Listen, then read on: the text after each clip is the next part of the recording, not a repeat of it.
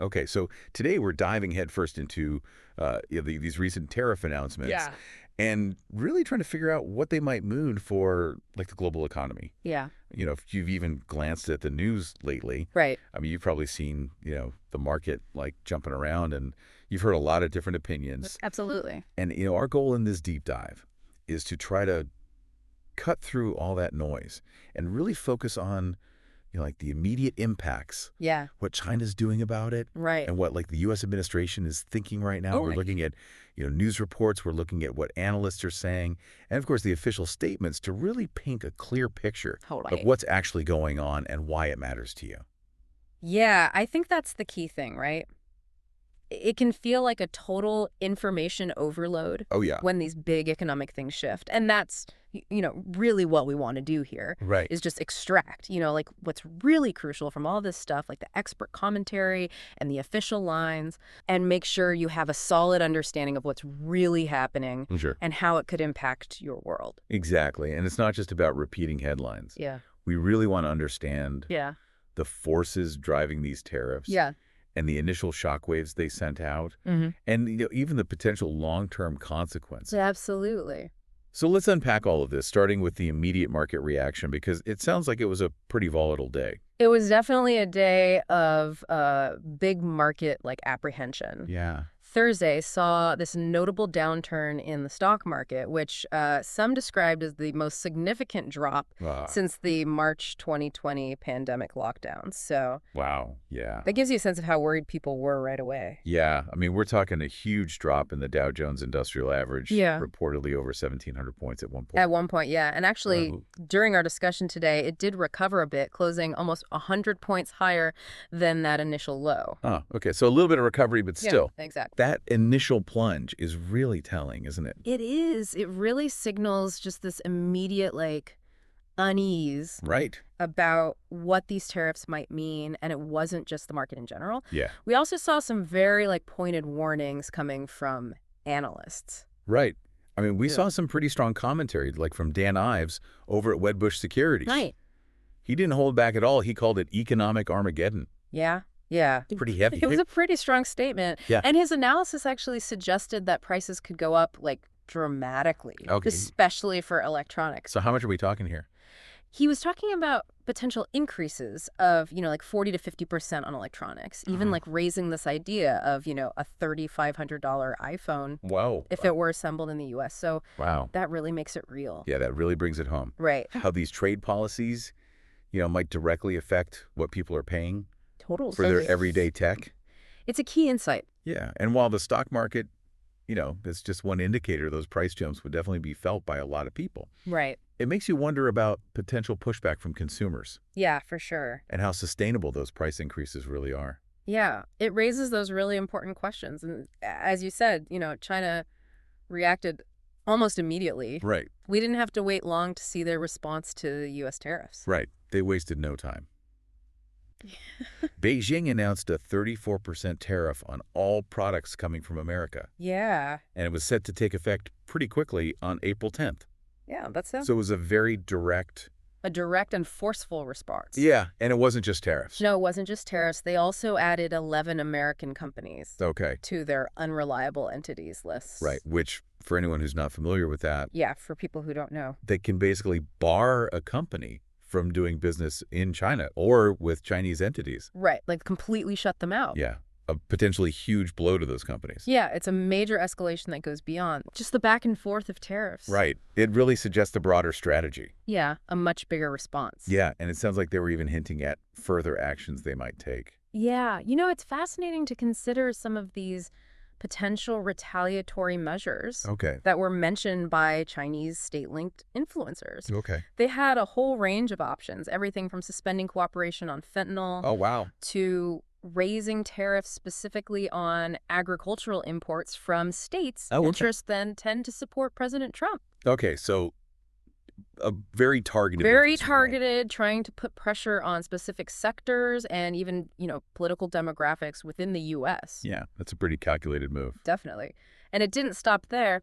They also suggested things like banning imports of U.S. poultry, Right. targeting U.S. service industries, Okay. like finance law consulting firms that Right. operate in China, Gotcha. and even potentially cutting or banning U.S. film imports. There's even talk about investigating U.S. companies' gains from intellectual property in China, Okay. referencing those comments from the Ford CEO about Chinese EV technology. Right. So it paints this picture of a very multifaceted and potentially disruptive response. It sounds like they're exploring every lever they can pull. Right. And on top of all that, there was also a move on the currency front. Oh, yeah, that's right. China also weakened their currency, the renminbi, Right. bringing it to its lowest level in 18 months. So what does that do exactly? Well, basically by making their currency worth less in dollars. Okay. Chinese goods become relatively cheaper for American buyers. Okay. So it kind of offsets the higher prices caused by the tariffs. So they're trying to mitigate the economic impact by manipulating the currency a little bit. Trying to manage the broader economic implications through currency adjustments. So a complex mix of responses. For sure. Now, it's interesting to contrast all of this with the different perspectives we're hearing here in the U.S. Totally. We heard President Trump's view from Air Force One, and it was surprisingly optimistic. Yeah, it was a stark contrast to the market's reaction. Right. President Trump basically framed these tariffs as a way to make the U.S. very rich. Okay. And he presented them as a crucial tool for negotiating trade deals. Right. It shows a strong belief in the power of these tariffs to achieve broader trade goals. So he sees this as a strategic move that will ultimately benefit the U.S. economy in the long run. Right. But that's not a view everyone shares, is it? No, definitely not. We also heard from a congressman who had a very different take. Yeah, absolutely. He called the tariff a massive tax increase on American consumers and businesses, and he even compared it to the disastrous Smoot-Hawley Tariff of 1930, which is a pretty heavy comparison. Yeah, it's a historical comparison with a lot of weight. Right, because those Smoot-Hawley tariffs are widely seen as making the Great Depression even worse. Exactly. It's a serious warning. And he went on to point out that even during the Great Depression, the U.S. had trade surpluses, but that didn't stop mass unemployment. Right. So it's a strong counterargument to the idea that just cutting imports through tariffs will automatically lead to a booming economy. Yeah, it highlights that the balance of trade isn't the only thing that matters for a healthy economy. Right. And that tariffs can have negative and unintended consequences, even if a country is exporting more than it imports. Yeah, it really makes you think about the true goals and potential outcomes of these new tariffs. Absolutely.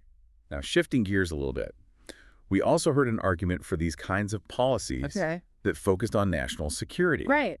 This came up especially when talking about the COVID-19 pandemic.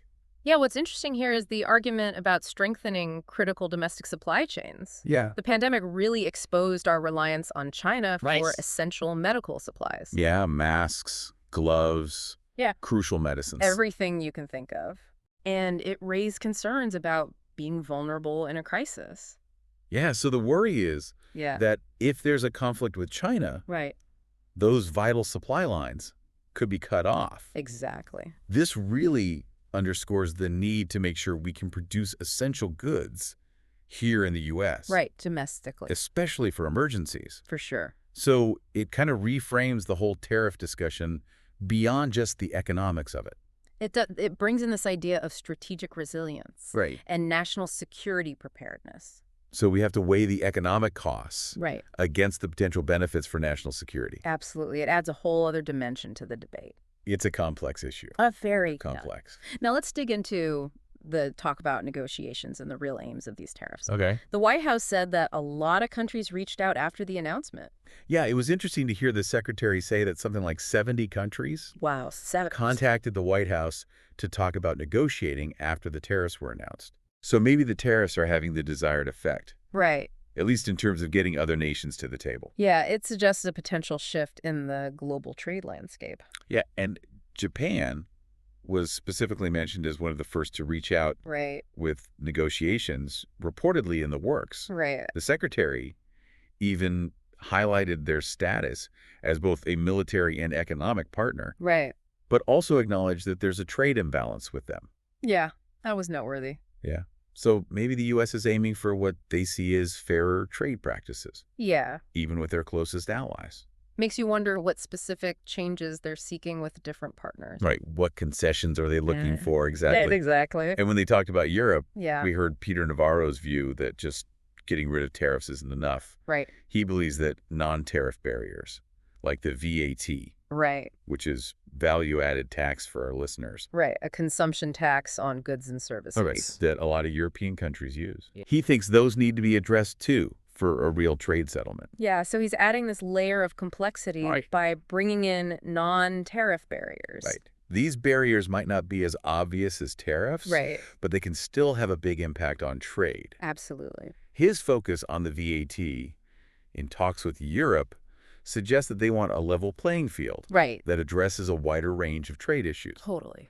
And the secretary seemed to agree with that broad approach, saying that everything is on the table. Right. Tariffs, non-tariff barriers, currency manipulation, subsidies. Everything. So the U.S. is taking a very comprehensive stance. Yeah, a very all-encompassing stance. Yeah, which could make negotiations pretty tough. Yeah, for sure. By including so many different aspects of trade, it sets a high bar for reaching any agreements. Absolutely. And raises the question of how all these different goals, like making money from tariffs, encouraging companies to bring manufacturing back to the U.S., and achieving what they consider fairer trade. Right. How do they all fit together? Yeah. How do they all work together? Yeah, it's a key point. Because there seems to be a contradiction between making money from tariffs and bringing manufacturing back to the U.S. Right. Because if the tariffs are successful and companies start producing more here, then theoretically those import taxes would go down. Right. So they lose that revenue. Exactly. This is where the secretary's analogy of Karas being a melting ice cube comes in.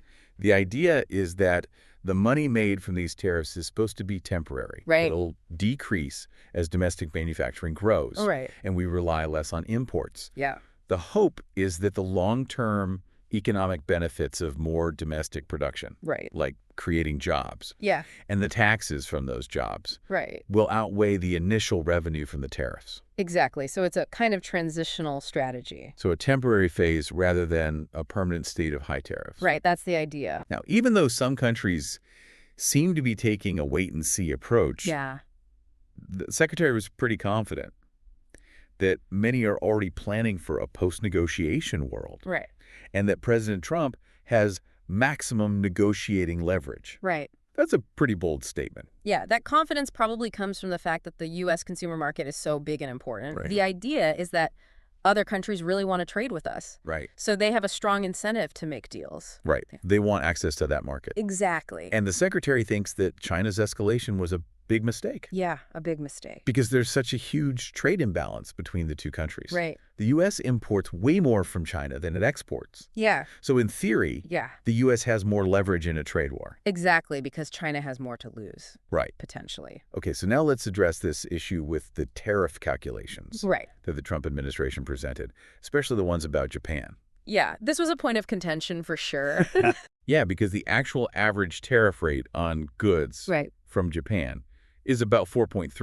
4.3%. But a chart they used showed a much higher number, like 46%.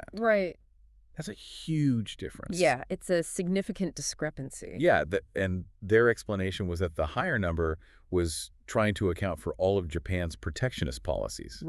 Not just the direct tariffs. So they were trying to paint a more complete picture. They wanted to show all the trade barriers. Not just the official tariff rates. But it makes you wonder why they would present that inflated figure. What was the strategy there? Yeah, the secretary said that President Trump originally wanted to use an even higher number. Wow. But then decided to cut it in half to show he was willing to negotiate. Okay, so they started with a more aggressive position to make it look like they were compromising. Make it seem like a concession. Exactly. But regardless of the actual numbers, the secretary kept saying that the real issue is these big trade surpluses. Which they see as evidence of imbalances that need fixing. Because that's their focus. Yeah, that seems to be a key part of this administration's trade policy. Absolutely. This focus on trade surpluses as a sign of unfair trade.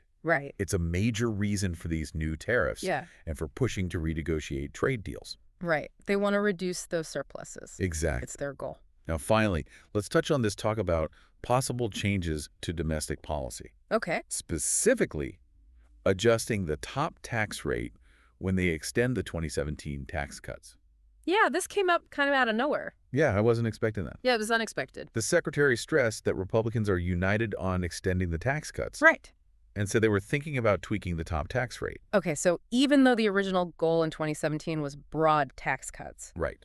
they might revisit the top earners as part of this extension. Yeah, the secretary talked about how fast this tax bill is moving. Right. And argued that passing it quickly would give businesses and American households some certainty. Right. Certainty. He contrasted this with the uncertainty, he said, the tariffs are causing. Right. So using one policy, Right. tax cuts, to potentially counter the perceived negative effects of another policy. Right. So using the tax cuts to make up for the tariffs. Exactly. It suggests they see tax policy and trade policy as working together. Right. As tools to reach their economic goals. But it seems a little contradictory to impose tariffs, which are basically a tax on imported goods. Right. A tax that consumers and businesses end up paying and then also adjust income tax rates. Yeah, it kind of clashes with the message of tax relief. Yeah, creates some tension there.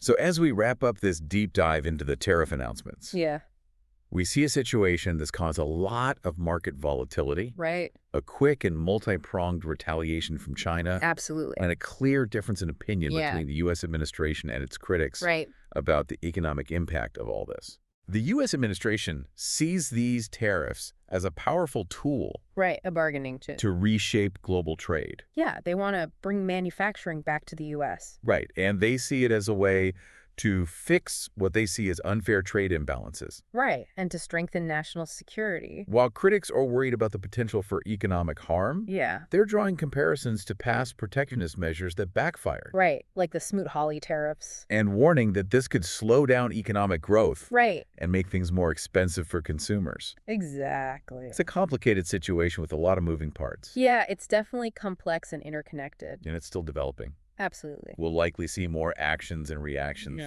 from both the U.S. and its trading partners. For sure. So this brings us to a final thought for you. Okay. Given what we've learned from history, right, like the Smoot-Hawley tariffs, what long-term effects might these new trade policies have? Right. What will the lasting impact be? Beyond the immediate market reactions. Right. How might this affect the global economy? Yeah. And how might it affect each of us as individual consumers? Right. It's worth thinking about the balance between national security, economic growth, and the potential for unintended consequences. Yeah, because things might not go as planned. As the situation continues to unfold. It's definitely something to keep an eye on. For sure. A lot of uncertainty ahead.